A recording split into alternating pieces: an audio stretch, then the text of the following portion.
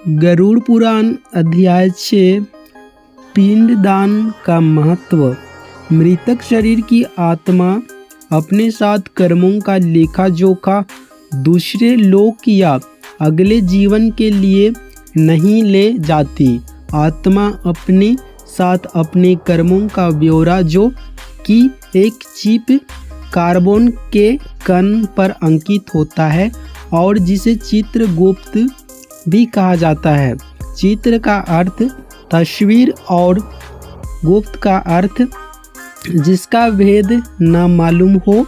यह एक अलौकिक क्रिया है और जो कि वायु द्वारा साथ जाता है और जिसे बायोचिप बोलते हैं। मृत्यु के बाद आत्मा के साथ चिपका रहता है। यह बायो आत्मा साधारण आँखों से दिखाई नहीं देती और यह अंगूठे जितनी बड़ी होती है, परंतु इसकी मोटाई नहीं दिख सकती। पूरे जीवन का ब्यौरा कार्बन, वायु या हाइड्रोजन के कण पर प्राणी जो कुछ भी दिखता, सुनता, बोलता और सोचता है अंकित हो जाता है। इसमें अंकित सारी सूची यह चिप यमराज को देता है। केवल यमराज ही इसको पढ़ सकता है और नष्ट कर सकता है। उसे नष्ट करने के बाद ही यमराज प्राणी के कर्मों अनुसार उसे दंडित करते हैं। जब तक बायोचिप आत्मा के साथ रहता है, बायो आत्मा दूसरा शरीर धारण नहीं कर सकती। जब यह चिप बायो आत्मा से अलग किया जाता है, तब शुद्ध आत्मा अपने कर्मों अनुसार दुख या सुख का भोग करके नया शरीर धारण करती है। मृत्यु उपरांत बायो आत्मा मृतक शरीर में प्रवेश करने की कोशिश करती है, परंतु यह प्रेत आत्मा मृतक शरीर उसकी अस्थियों के साथ वायु में दुखी रूप में मंडराती रहती है। प्रेत आत्मा मृत स्थान पर तब तक रहती है जब तक यह प्रेत आत्मा से बायो आत्मा में बदल नहीं जाती। यह बायो आत्मा ही यमराज के पास जाने में सक्षम होती है। इस प्रेत आत्मा को बायो आत्मा में परिवर्तन करने के लिए पिंड दान की आवश्यकता होती है।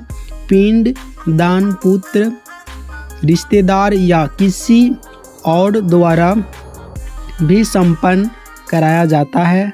यह 10 दिन की रस्म है।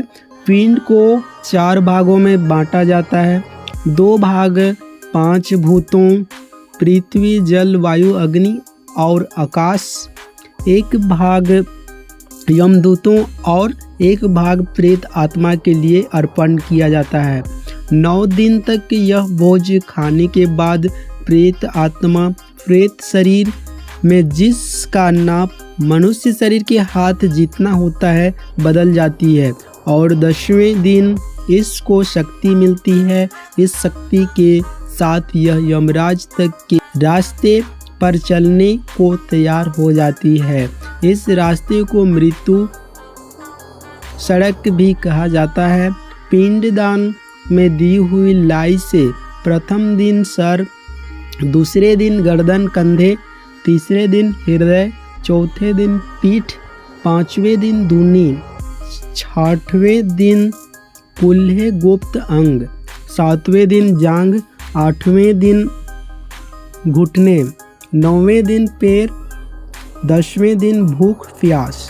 यह निर्वाचित प्रेत शरीर भूख प्यास से दुखी 11वें 12वें दिन भोजन करता है।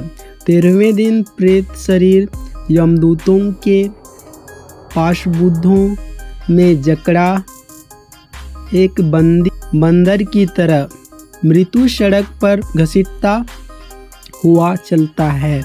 यम नगरी की दूरी 86,000 योजन, 1 योजन 15 किलोमीटर लगभग है और एक दिन रात में 247 योजन चलना पड़ता है। 16 पौर रास्ते में अनेक प्रकार की यातनाएं, दुर्लभ रास्ते, भयानक पीड़ाएं 11 महीनों तक सहते हुए यमराज का राज्य शुरू होता है। वहाँ से यम नगरी का रास्ता शुरू होता है, जो कि इससे भी कष्टदायी है। कई विद्वानों का मत है कि यह प्रेत आत्मा वायु की सहायता से चलती है, और हम यह समझ सकते हैं कि जो वायु प्रेत आत्मा को लेकर चलती है उसे कई प्रकार के वातावरण जैसे बदबू, नदी, पहाड़, ठंड, गर्मी, जानवर आदि के पास से निकलना पड़ता है। गरुड़ पुराण में वैतरणी नदी का इतना भयानक रूप वर्णन किया है। संभवतः प्राचीन काल में लिखा गया यह ग्रंथ उस समय में ब्राह्मणों और गौ की सुरक्षा के हेतु आम जनता के दिलों में एक अलौकिक भय बिठाने के लिए वर्णित किया गया है, ताकि लोगों में ब्राह्मणों को गौ अन्य दान देने से उनके पाप नष्ट होने का भ्रम बना रहे हैं। आप इस दार्शनिक विचार को कैसे लेते हैं आप पर निर्भर करता है। मृतक शरीर छोड़ने के 17वें दिन बाद 18वें दिन प्रेत शरीर पहली नगरी में विश्राम के लिए रुकता है और पुत्र द्वारा दिया हुआ भोजन ग्रहण करता है। इस तरह सब नगरियों को